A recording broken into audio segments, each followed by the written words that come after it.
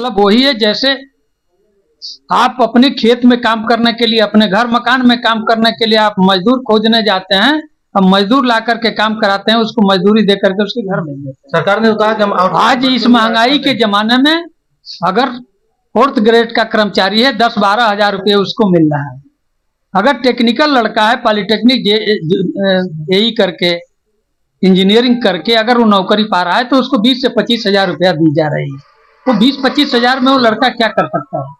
क्या अपने घर का सपना सजो सकता है? क्या अपने माँ बाप के बुजुर्गियत में उसका इलाज करा सकता है? अपने बेटे बेटियों को पढ़ाई लिखाई शिक्षा का इंतजाम वो कैसे करेगा? ये सरकार एक बार भी नहीं सोच रही है। आउटसोर्सिंग का मतलब कि सरकार की कोई जिम्मेदारी नहीं। अब वो नौजवानों को नौकरी के लिए वैकेंसी नहीं दे रही है सरकार, ठेकेदार को ठेका लेने के लिए वैकेंसी दे रही है। अब ठेकेदार को दिया जा रहा है विभाग, किसी भी विभाग में अगर 1000 चाहे 200 400 500 1000 वैकेंसी निकल रही है तो टेंडर निकाला जा रहा है ठेकेदारों के लिए। अब वो ठेकेदार वो टेंडर भर रहा है। अब भरने के बाद मनमाने तरीके से बेरोजगार बच्चों का शोषण करके उनको आउटसोर्सिंग पर रखने का काम कर रहा है। लेकिन कोई न कोई उसके ऊपर क्लेम लगा करके, आरोप लगा करके कुछ ही दिनों के बाद उसे नौकरी से बाहर कर दिया जा रहा है। वो लड़का मारा मारा फिर रहा है, उसका पैसा भी गया, उसकी नौकरी भी गई। ये हालात आज प्रदेश और देश की है। सर, बिहार में लालू का खात्मा की बात कर रहे हैं, भाजपा का खुद खात्मा बिहार से हो रहा है। इसलिए छटपटाहट में, चूंकि 20 साल से बीजेपी के नेतृत्व में ही बिहार में सरकार चल रही और आज उनकी सरकार जा रही है तो बीजेपी एनडीए गठबंधन के खात्मा की बात नहीं कर रहे हैं, वो लालू के खात्मा की बात कर रहे हैं। अरे लालू सरकार में नहीं थे, सरकार में भाजपा गठबंधन थे, तो खात्मा तो उसका होगा ना। लालू का वहाँ जंगल राज की हमेशा बात होती है और पूर्व विधायक की हत्या कर दी गई है प्रचार प्रसार के दौरान। देखिए, जंगल राज जब तक बीजेपी की सरकार होगी, चाहे आपका उत्तर प्रदेश हो, बिहार हो, मध्य प्रदेश हो, राजस्थान, चाहे कोई भी प्रदेश ले लीजिए, जहां भी भारतीय जनता पार्टी की सरकार है कानून व्यवस्था बुरी तरह से ध्वस्त है।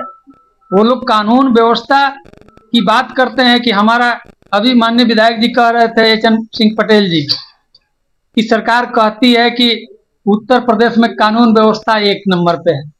कानून व्यवस्था 1 नंबर की बात वो नहीं की है, उन्होंने कहा है कि उत्तर प्रदेश में सबसे अधिक बलात्कार है, उत्तर प्रदेश में सबसे अधिक हत्या है, उत्तर प्रदेश में सबसे अधिक छिनैती है। यही हालात आपके बिहार की। बिहार उत्तर प्रदेश से भिन्न नहीं है। जो हालात उत्तर प्रदेश की है कानून व्यवस्था ध्वस्त, वही हालात आपके बिहार की है। दिन दहाड़े हत्याएं हो रही है और अपराधी सड़क पे घूम रहा है। वो कह रहा है कि मेरी पुलिस कुछ नहीं बिगाड़ पाएगी, बिहार की सरकार कुछ नहीं बिगाड़ पाएगी।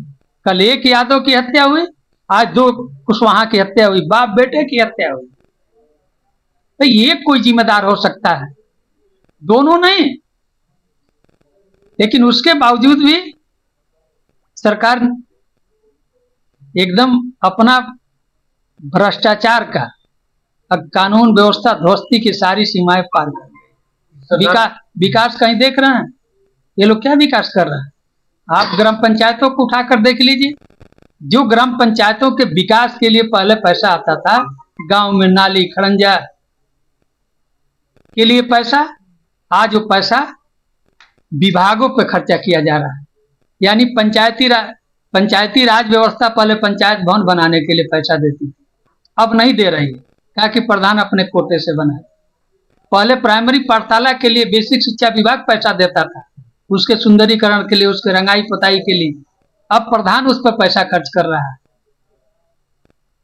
ये आपका कूड़ा निस्तारण के लिए पंचायती विभाग को पैसा देना चाहिए, तो पंचायती विभाग पैसा नहीं दे रहा है। अब प्रधान अपने मत का जो पैसा पा रहा है उससे कूड़ा निस्तारण का घर बना रहा है।